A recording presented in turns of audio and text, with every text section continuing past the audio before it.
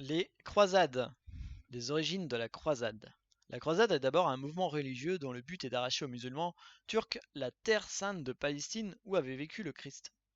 Ceux qui partaient devaient coudre une croix d'étoffe sur leurs vêtements, d'où leur nom de croisés.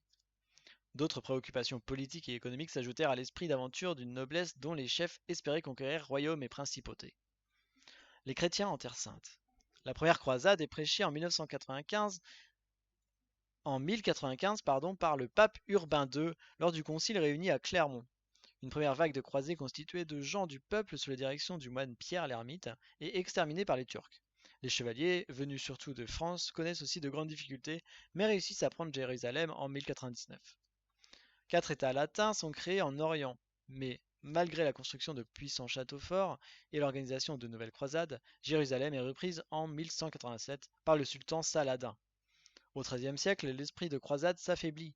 Les Vénitiens, attirés par la richesse de Constantinople, détournent la quatrième croisade vers la capitale de l'Empire byzantin, qui est pillée par les chrétiens en 1204. Avec la chute de Saint Jean d'Acre en 1291, les États latins disparaissent. C'est la fin des grandes croisades. Les croisades en Occident. Alors qu'elle échoue en Orient, la chrétienté remporte d'éclatantes victoires en Occident. La Sicile est libérée au XIe siècle. L'Espagne est reconquise presque entièrement le XI et XIIIe siècle. Après la bataille de Las Navas de Tolosa en 1212, les musulmans sont réduits au royaume de Grenade dont ils seront chassés en 1492. En Europe du Nord, les chevaliers teutoniques et les missionnaires allemands évangélisent ou chassent les Slaves restés païens et colonisent les pays baltes.